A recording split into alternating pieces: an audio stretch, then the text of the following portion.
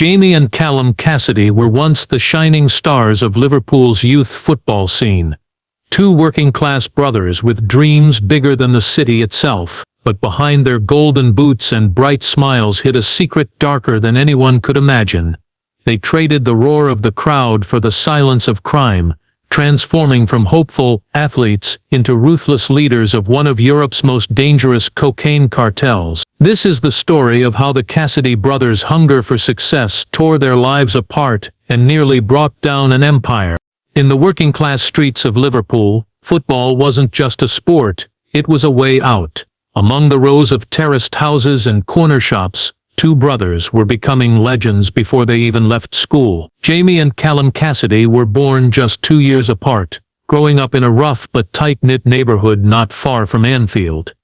Their parents, a factory worker and a school dinner lady, kept the boys grounded, but it was clear from early on they were different. On the local pitches they ran rings around older players. Jamie had a striker's instinct, able to find the back of the net from impossible angles. Callum was all flair and finesse, a playmaker who saw gaps before they even opened. By the time they were 12 and 14, scouts from Liverpool's academy had already started attending their weekend matches. Within months, both boys were signed to youth contracts. They trained at Melwood with the club's top development coaches and started wearing the iconic red kits, not just for fun, but for real. They became the pride of their community. Newspapers ran small features about them. Coaches spoke of their discipline and maturity. Neighbors bragged about the Cassidy lads to anyone who would listen. For their parents, it was a dream unfolding.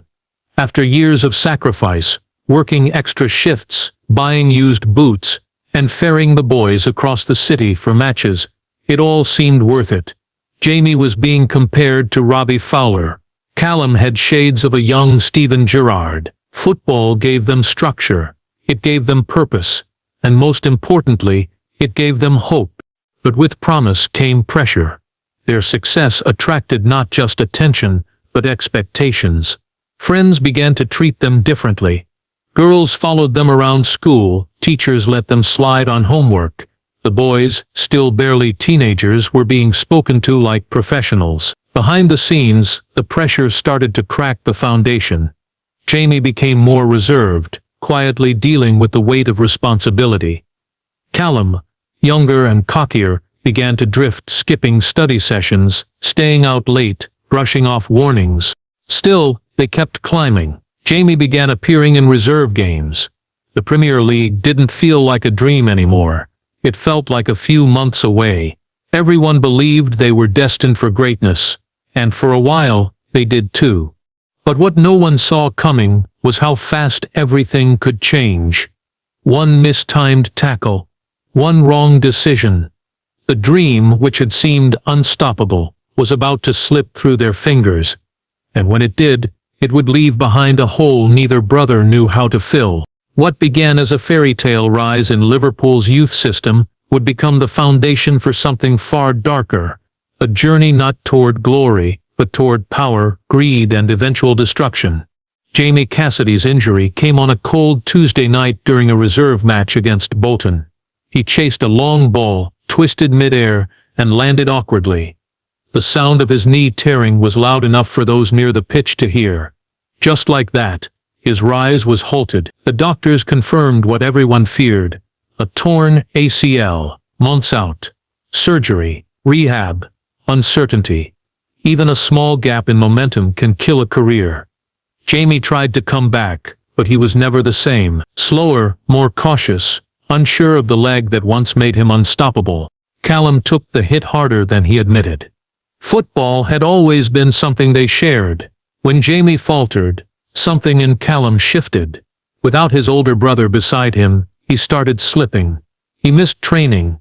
He talked back to coaches. His talent was undeniable, but the attitude issues started stacking up. Liverpool's academy, while loyal, couldn't make excuses forever. Unfocused, they said. Inconsistent. The fall from grace was quiet but brutal. One day they were on track for Premier League contracts. The next they were just two lads hanging around in a city that had already moved on. The football world, always hungry for the next prodigy, forgot about them overnight. The whispers in the local pubs started. What happened to the Cassidy boys? Weren't they supposed to be stars? With no club to train at and no real plan, the brothers tried to find other paths. Jamie, still nursing his knee, took a job as a nightclub doorman.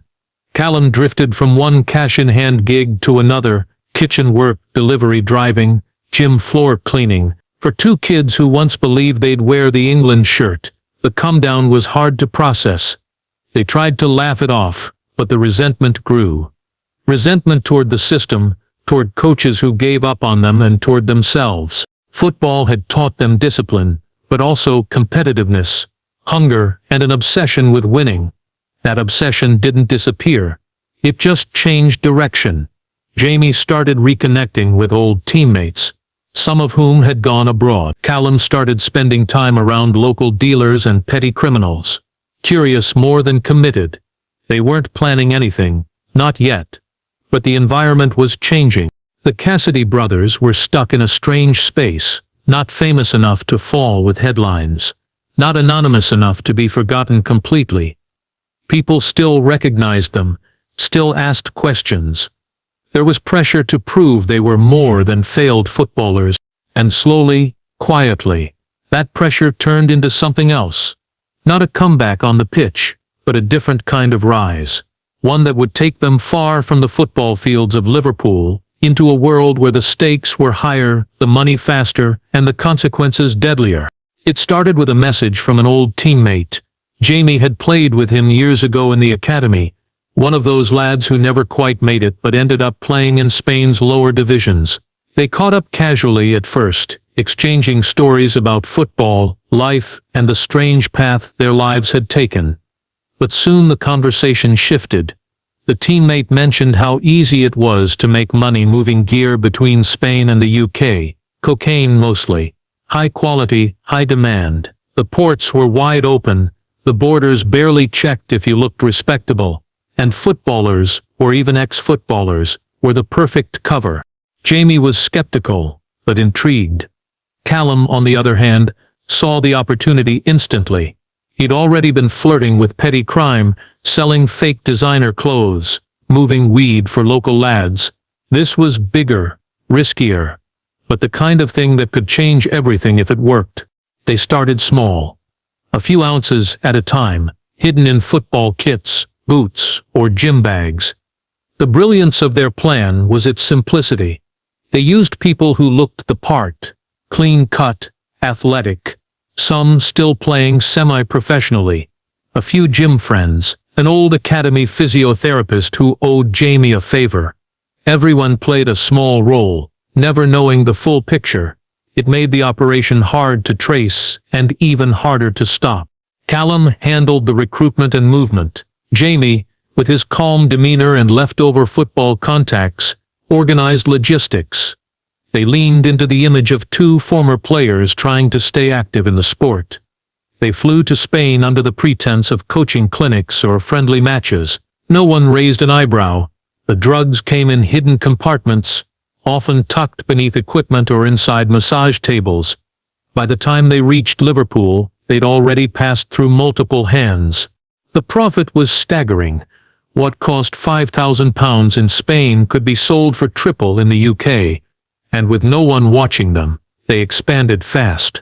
Within months, they had set routes from Valencia to Manchester, using small-time couriers with spotless records. They weren't flashy with the money, no big purchases, no Instagram posts. Just quiet accumulation, deposits in offshore accounts, small investments in local businesses, and a growing sense that they were onto something untouchable. What surprised them most was how easy it was. The border checks were weak. The police had no reason to suspect two lads still known in the football world. The Cassidy brothers didn't wear masks or carry guns. They wore tracksuits and carried football bags. They smiled, shook hands, and moved quietly. At first, it wasn't about power or greed. It was about proving they could still win. That they hadn't peaked at 17. That they could still build something bigger than anyone expected. And for a time, it worked. Too well. By late 2015, The Cassidy brothers had evolved from small-time movers into full-scale operators. What had begun as a trickle of product smuggled through football bags became a carefully managed network spanning 3 countries. They understood the value of appearances, still attending matches, running coaching sessions, and staying active in the football community. But behind the scenes, they were pulling together one of the most effective drug distribution webs the UK had seen in years. They didn't use gangs. Instead, they relied on people who flew under the radar. Ex-players, university students, part-time trainers, and even 1 or 2 disillusioned agents. Everyone was given a small piece of the puzzle, never enough to see the whole operation. That was the key. No one knew who was really in charge. And that's how the Cassidys liked it. Callum took over the streets. He set up safe houses in Liverpool, Manchester, and Birmingham, each one managed by trusted lieutenants. The houses were clean, quiet, and located in middle-class neighborhoods where no one looked twice. Product came in, was broken down, packaged and distributed in hours. Jamie focused on the international side, organizing shipments, bribing minor officials, and managing the flow of money through front businesses. They set up a sports therapy company, a small supplement brand, and a gym in the city center. Each business had real customers, but the books were cooked to hide the real transaction. They were careful, disciplined. No flashy cars, no nightclubs. The brothers made sure their personal lives appeared boring, even dull. Jamie volunteered as an assistant coach for a local under-15s team. Callum gave fitness talks at schools. The police had no reason to suspect them. The people they used weren't criminals in the traditional sense. They were just ordinary, desperate individuals doing what they were told for a cut. As their influence grew, so did the demand. They started dealing not just in kilos, but in routes. Other crews wanted access to their network, and the Cassidys began charging for use of their smuggling channels. Their profit wasn't just coming from selling cocaine anymore, it was coming from controlling the entire pipeline. But with success came new dangers. Competitors started taking notice. A crew from Manchester tried to undercut them in one of their Liverpool zones. The Cassidys responded not with violence, but with strategy. They flooded the market with cheap product for a month, forcing the rival crew out with losses. It was a warning, delivered without a single punch thrown. By the end of that year, the Cassidy brothers weren't just former footballers with a secret hustle. They were rising figures in the European drug trade. Powerful, invisible, and dangerously underestimated. Everything was built on precision, control, and the belief that if they stayed smart, no one would ever catch them. The Cassidy brothers knew that in order to survive, they couldn't just be rich. They had to look respectable. Their greatest weapon wasn't money or manpower, but image. While other dealers flaunted watches and supercars, Jamie and Callum doubled down on their clean-cut appearance. They weren't just avoiding suspicion, they were building a protective shield. Jamie leaned fully into the role of a reformed footballer. He coached a youth team in a local league, even earning awards for his work with disadvantaged youth. Parents trusted him. Reporters occasionally wrote feel-good pieces about how he was giving back to the community. He'd show up to charity events, pose for photos and donate just enough money to keep his name in good standing. Callum played a slightly different role. He opened a gym in the city center, branding it as a space for young athletes and aspiring professionals. He offered free sessions to local schools, spoke at sports seminars, and posted motivational content online. His past as a youth footballer gave him credibility, and his physique made him look like someone still chasing athletic dreams. Nobody questioned where the funding came from. Their front businesses flourished. The gym turned a real profit. The supplement company was stocked in small local stores. Even the sports therapy firm had legitimate clients. It became increasingly difficult for anyone to see through the layers. On paper, they were 2 ex-athletes who had transitioned into entrepreneurship. In reality, every surface-level success was being propped up by drug money. They even paid taxes. Jamie hired an accountant to make their financial records appear squeaky clean.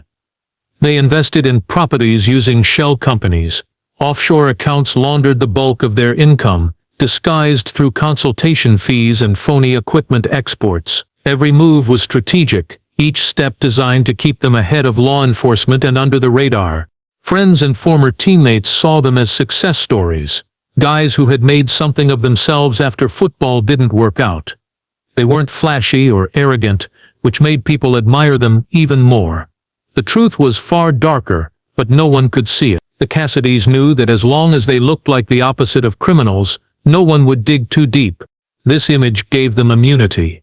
While police focused on known gangs and violent street crews, the Cassidy brothers continued expanding their empire unnoticed. Their entire operation thrived on trust. Trust from communities, from business partners, and even from authorities.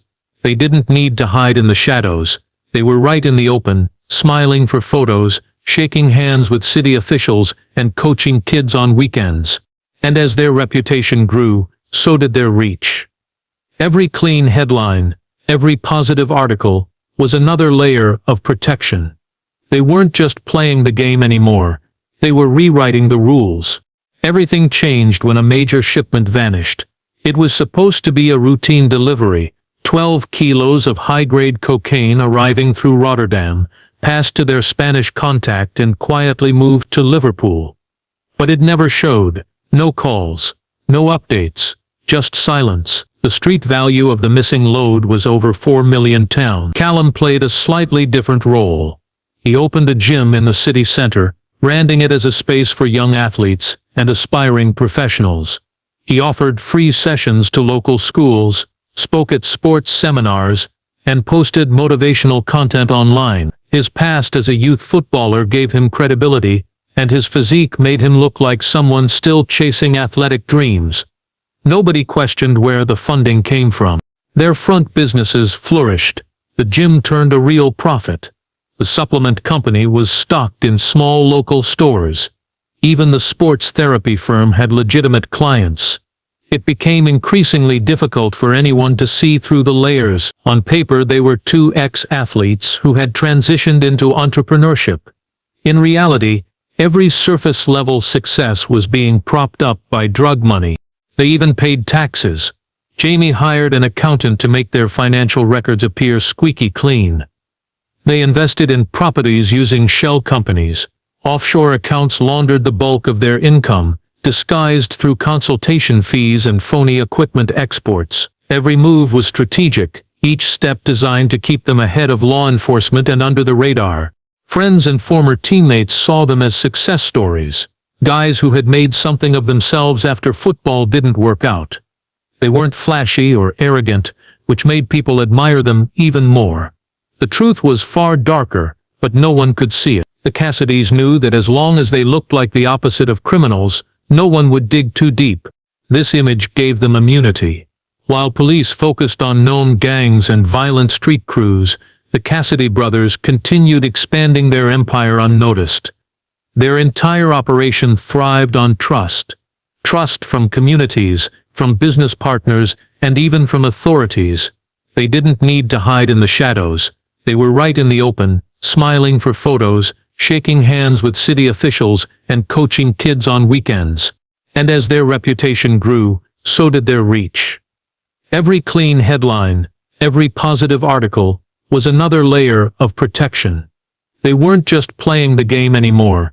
They were rewriting the rules. Everything changed when a major shipment vanished. It was supposed to be a routine delivery, 12 kilos of high-grade cocaine arriving through Rotterdam, passed to their Spanish contact and quietly moved to Liverpool. But it never showed. No calls, no updates, just silence. The street value of the missing load was over £4 million. For most operations, a loss like that would be a devastating hit. For the Cassidy brothers, it was a challenge to their authority. They didn't panic, they investigated. Jamie worked his contacts in Spain while Callum began pressing their couriers in the UK. What they uncovered pointed toward a rival outfit in Manchester. A younger crew, ambitious and reckless, had been watching their routes and waiting for a moment to strike. It wasn't just theft, it was a message. a test to see how far the Cassidys would go to protect their turf. Callum made the decision. It wouldn't be solved with strategy or pressure. This time it had to be violence. A courier linked to the rival crew was found dead in a burned-out van 2 weeks later. Officially, it was ruled as an overdose inside a stolen vehicle that later caught fire. But those in the game understood. It was a warning. One of many. Over the next few months, similar incidents followed. 2 men shot outside a club in Salford, a warehouse torched in Widnes, another overdose staged in a hotel room in Leeds. None of it could be traced to the Cassidy brothers. That was the brilliance of their design. They didn't pull the trigger or pour the petrol. They gave instructions through layers of trusted intermediaries. Men who had everything to gain and nothing to lose. It kept their names off police radars and their hands clean. But something changed in them during that time. The calm, measured approach that once defined their empire began to shift. Paranoia crept in. Callum, once the charismatic frontman of the operation, became colder, more aggressive. Jamie grew quieter, more withdrawn. The weight of what they were doing began to sink in, even if they didn't speak about it. Their empire was no longer just about smart moves and clean images. It was about control, about fear. They weren't just smugglers anymore. They were cartel bosses in every sense of the word. And yet to the outside world, nothing had changed. Jamie was still coaching kids. Callum still ran the gym. Their faces still appeared in local sports newsletters and community fundraisers. But behind the scenes, the price of power was being paid in blood. The Cassidy brothers had crossed a line, and once crossed, there was no going back. As their network expanded and their influence deepened, the Cassidy brothers knew they needed more than clever smuggling routes and local muscle. They needed a direct line to the source, someone with reach into South America. Someone who could guarantee a steady, large-scale supply. That's when they were introduced to a man known only as El Toro. El Toro was a name whispered across ports and back alleys from Spain to Colombia. A Spanish trafficker with deep cartel connections. He controlled one of the most efficient routes from South America to Europe. Meeting him wasn't easy. The Cassidys had to prove themselves, show consistent volume, punctual payments, and discretion. After months of negotiation through intermediaries, they were finally granted a face-to-face in Ibiza. Jamie flew out under the pretense of a football coaching retreat. In reality, he was escorted to a remote villa hidden behind high gates and private security. El Toro was nothing like they expected. Polished, articulate, and business-minded, he didn't care about the Cassidy brothers' football background. He cared about numbers, routes, and silence. If they could move 50 kilos a month without attracting attention, they'd have his full support and his protection. From that moment, the game changed. The shipments grew in size and sophistication. No more stuffing bags with powder or hiding it in gym gear. Now they were moving containers. Pallets of protein powder, crates of sports equipment, even artificial turf rolls, all filled with product. Each shipment was broken up between cities to reduce risk. The operation now stretched from coastal Spain to warehouses across England. Jamie managed the European side, keeping in regular contact with El Toro's lieutenants. Callum remained in Liverpool, streamlining distribution and tightening control over their UK territory. They hired tech-savvy partners to encrypt their communications, using custom-built apps and burner phones that changed weekly. Everything was compartmentalized. No one had the full picture except the brothers. But success brought scrutiny. Police in Spain began noticing patterns. Customs agents were quietly monitoring ports where the Cassidys' goods arrived. A few near misses forced them to adjust routes and change suppliers. They responded with their usual calm, always staying one step ahead, always removing anyone who posed a risk. Despite the growing tension, the profits were too large to ignore. In just under a year, their earnings had doubled. They funneled millions through shell companies, converted it into property, and even began funding small football academies abroad to launder money and protect their image. The Cassidy brothers had now crossed into international territory. They weren't just running a UK operation anymore, They were major players in a European drug syndicate, backed by one of the most dangerous traffickers in the world. Their rise had been sharp, strategic, and almost invisible. But the higher they climbed, the greater the fall waiting beneath them. The first real crack appeared in early 2018. One of their trusted couriers, a young man from Manchester named Lewis, was caught at Heathrow Airport with a small but significant load of cocaine hidden in his luggage. The Cassidys had drilled into their people the importance of discretion and packing methods, but somehow, Lewis had slipped up. Whether it was nerves or carelessness, no one knew. What mattered was that Lewis was now in police custody, facing serious charges. This was the kind of moment that could unravel everything. The Cassidys acted quickly. Callum reached out through legal contacts, trying to get information on how much Lewis had said and whether he'd cooperate. Jamie pushed their UK lieutenants to tighten security and check for leaks. They understood that one small mistake could lead the police straight to their core operation. Meanwhile, law enforcement was starting to connect dots. The courier's phone revealed encrypted messages that hinted at a larger network. Surveillance footage showed meetings between Lewis and some familiar faces from Liverpool and Manchester. Suddenly, the once invisible network was under a microscope.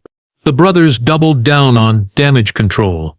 They cut ties with anyone remotely linked to the arrest. New couriers were brought in, vetted carefully. They even paused shipments for weeks, risking profits but preserving secrecy. Despite this, whispers began to spread in the underground world that the Cassidys' empire might be cracking. Then came the unexpected twist. Lewis, under intense pressure from investigators, agreed to cooperate. He started naming names, locations, and operations in exchange for a reduced sentence. For the first time, the police had a clear target, a web of safe houses, front businesses, and people tied directly to the brothers. Jamie and Callum realized that their clean image was no longer enough. The police weren't just watching street dealers anymore. They were focusing on white-collar figures with international ties. The stakes were higher than ever. The brothers faced a critical choice: fight or flee. Leaving the UK risked losing control of their empire. Staying meant facing potentially decades in prison. Despite the danger, they decided to stay and manage the fallout. Callum intensified his security, installing surveillance and hiring trusted ex-military guards. Jamie tightened financial operations, moving more money offshore and shutting down vulnerable accounts. But the damage was done. Their network was compromised from the inside out, and every move they made was shadowed by fear. The brothers who once dreamed of football glory now found themselves fighting a battle far more dangerous than any on the pitch. The game had changed, and for the first time, they were on the defensive. The pressure from law enforcement intensified over the next months, and the Cassidy brothers felt the walls closing in. Surveillance in her since, their trusted contacts were arrested or disappeared, and the sting operation grew bolder. It wasn't just about drugs anymore.